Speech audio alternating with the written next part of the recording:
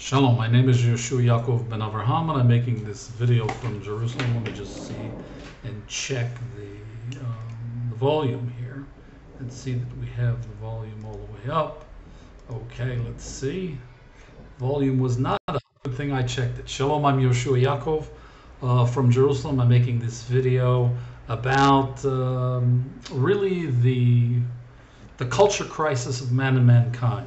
This is the larger context. We are facing a collapse of the world economy, and it's exacerbating a deeper and broader problem, which is the collapse of the local reality, which is esoteric, far beyond this video to explain. But we'll simply say the local reality has collapsed globally. The signification on the first principle level is the end of man and mankind's exile. For the secular, that means really the end of pre-modern and modern eras and the ascent to postmodernity. Let's give a simple example and an analogy. If you have a house and the roof collapse and you rush to replace the roof, the kablan, or the contractor, sorry, that's Hebrew, the contractor will come and assess and say, look, you have structural problems, that's why the roof collapsed. This building should be condemned and demolished, and you have to start with a foundation and rebuild it. Ladies and gentlemen, in perspective, this is where we are in human ascent in history. The cultural crisis of man and mankind is the collapse of the local reality, the end of man's exile, in all human denial, the denial that's global, notwithstanding, will not change this fact. Okay, before we go to fixing the collapse of the cultural crisis is, again, I repeat, the collapse of the local reality, which was man's giving to receive, the model of man's exile. It's finished, and we have to transform ourselves, and we have to ascend as man and mankind to inhabit the quantum reality of postmodernity, of redemption if you're religious. To do that, we need Humanomics. And let me give some examples very quickly, and not in very great detail. We see $5 billion being spent for public relations to put the American story around the world. But at the same time, in the Department of Defense in America, we see an alarming rise in the incidence of suicides. Now, the correlation is simple.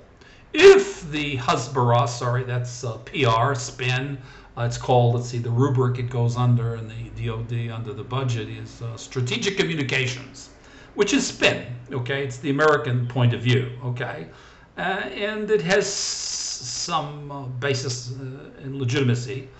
But if it were focused on the central organizer, if it had a center, if it had a focus, which it doesn't, in regard to the actual global reality that we now face, which is the end of man's exile, you would see that suicide rate going down instead of up. Okay, let's shift gears and go from Washington and the DOD. Let's go to Wall Street, and let's say we see Bernie Madoff and the Ponzi scam. We see credit default swaps being produced in JP Morgan Chase, and the result is their contagion, AIG, bankruptcies, collapse, banks, merges, the end of Wall Street. And yet at the same time, we see Jamie Dimon proudly asserting that Barack Obama's statements are over the top regarding the morals and ethics and the greed of Wall Street. Well, and also the greed of business. Well, I'm in business, and I've been in business, let's see, from 1969, so let's put a round figure. That's 39 years. And, the equivalent of a few $1 million was invested. And recently, in the last few years, nobody is listening to the work of this didactic scientist at the first principle level. Ideas before their time just have to wait. Okay, but they have a long shelf life, thank God. So I'm living on Social Security. Now, I don't think everybody in business is greedy. I understand that 50 billion or more, some say as much as a few $100 billion of market cap, is the value of the new economic paradigm, which I own. Well, my wife and I, Sarah and I, don't own it anymore. We put it in a trust, New York State trusts for the people, and both in America and here. And it'll take its own course. I don't want to talk about that right now because it'll sound like okay, let's get back to the subject at hand, which is I want to complete the thought. The thought to be completed is simply this. We live in my Social Security in these few small rooms and with our young boys, and we're very happy and we're very satisfied. Well, let's be specific. Why are we so happy with so little? Well, we have so much is why we're happy. And human greed is not the single and only motivation, and solutions are not the central organizing principle of man's need. The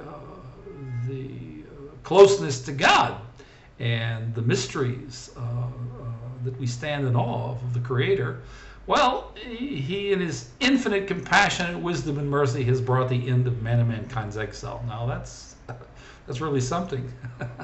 And we're going to have to deal with it. And we're not going to be fixing the economy, folks. We're going to be transforming it in America and in the G9 and in the G20. And so that's my basic message. We have a world economic crisis, which has a larger problem as its context, which is the cultural crisis of man's separation from his authentic self and God. And in Israel, in our tradition, our leader is the one who's closest to God. And so I understand that's me these days because I have a Ruach HaKodesh. When God speaks, I listen and I hear. What God said on 9/11, thank God, I understood it. And I've acted accordingly. And we're all going to have to do our part, and we all can. But we have to recognize what the real problem is. So to finish the analogy and to complete this video, if you have a roof collapse and the walls you got to take the building down and rebuild it. That's what we're going to do. And to do that, we require the trilogy Humanomics. I'm its author, and its two paradigms: the central organizing principle, which is the cognitive behavioral science first principle, receiving to give, and the new economic paradigm, the integration of labor. The latter is not going to be delivered to America, the G9 and the G20, although I'm its author, until the first problem of the collapsing building, the cultural crisis of man and mankind, is addressed. And that's where I'm holding. That's what the God of Israel and the God of the cosmos says is first, and I obey. So thank you for listening. Stay tuned, more to come.